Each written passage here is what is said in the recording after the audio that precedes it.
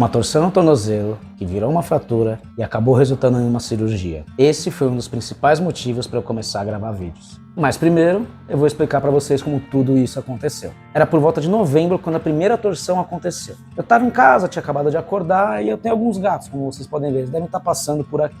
Eu acordei, estava mexendo com eles e eles passando pelos meus pés, fazendo aquele zigue-zague, né? Numa dessas eu fui tentar desviar deles, para não pisar em cima deles, acabei tropeçando e torcendo o pé. Fui para o hospital, fiz o raio-x e no raio-x não constou nada. Basicamente eu fiz um tratamento com anti-inflamatório e gelo e depois de alguns dias eu já estava andando. Eu sentia que o meu tornozelo não estava 100%, mas mesmo assim eu estava andando e segui o jogo. Passou o Natal, tivemos as festas, um belo dia eu acordei, fui me levantar e quando eu coloquei o pé no chão, eu tive a sensação como se eu tivesse acabado de torcer o pé. E aí eu pensei, alguma coisa está errada, é melhor eu dar uma olhada nisso. Quando eu fui para o hospital, novamente fizeram um raio-x, no raio-x não constava nada. Porém, o médico que me atendeu dessa vez, ele pediu uma tomografia.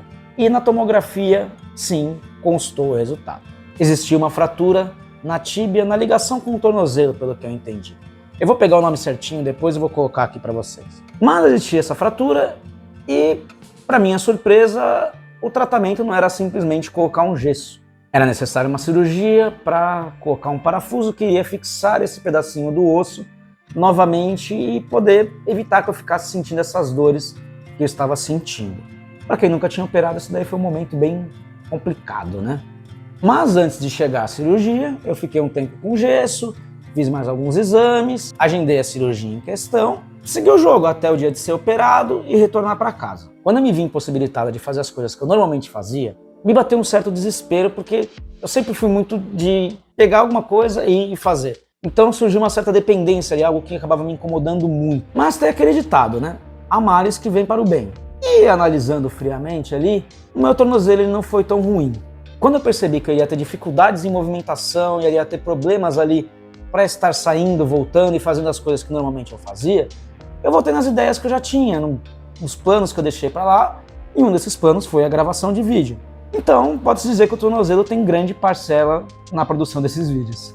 E como eu falei, a minha mobilidade estava reduzida, mas a minha cabeça ela não parava. Por mais que eu não estivesse me movimentando, saindo, conversando com outras pessoas, eu continuava em casa, continuava trabalhando e a minha cabeça continuava produzindo novas ideias. E um pensamento constante era a produção de vídeos que eu sempre fui adiando. Eu sempre fui deixando de lado a produção de vídeos, sempre arrumava uma desculpa, mas agora não tinha como sair para nenhum lugar e era basicamente, vamos fazer? Vamos fazer. Isso eu falando comigo mesmo.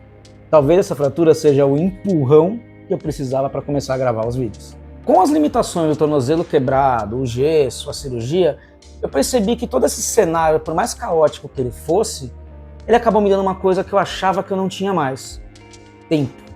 Eu tive tempo para organizar minhas ideias e voltar naquelas que eu realmente queria colocar em prática. Eu já disse para vocês no primeiro vídeo que eu sempre gostei do audiovisual, de foto, vídeo, porém eu sempre estive do outro lado da câmera.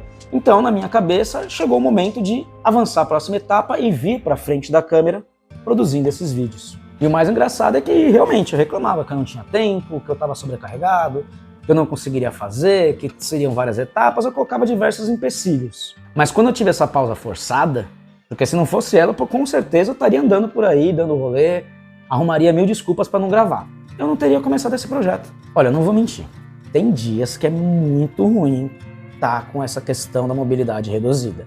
Mas, graças a isso, eu tô colocando outras coisas para funcionar. E é meio que arrumar o equilíbrio.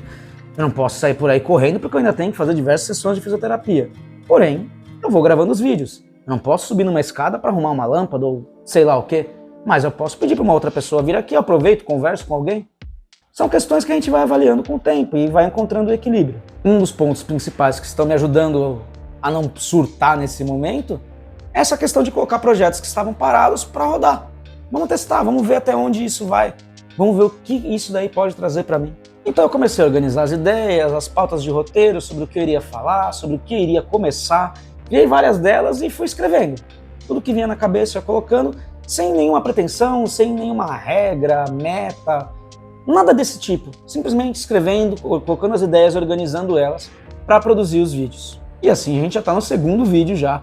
E se for parar pra pensar, eu tô até grato por tudo isso que aconteceu. Eu não vou dizer que é bom, porque não é. Dói, é cansativo, te dá agonia, mas é algo que está mudando a minha perspectiva sobre várias coisas. Isso fez com que eu parasse de deixar as coisas em segundo plano, começasse a focar em outros detalhes e trabalhar outros pontos da minha vida também. E já que eu não posso estar me esforçando fisicamente fazendo aquilo que eu gostava de fazer, costumava fazer, por que não me esforçar mentalmente e trabalhar numa coisa nova? Algo que vai me desafiar nesse momento. Algo que eu fazia, mas de uma outra forma. Basicamente é aquilo, o cenário perfeito não chegou, o momento ideal pode estar muito longe, e eu acho que é basicamente isso. Quando a vida te obriga a parar, eu acho que é hora de você olhar os caminhos que ela te oferece. Quais são as possibilidades, quais são as oportunidades e quais destinos você planeja alcançar.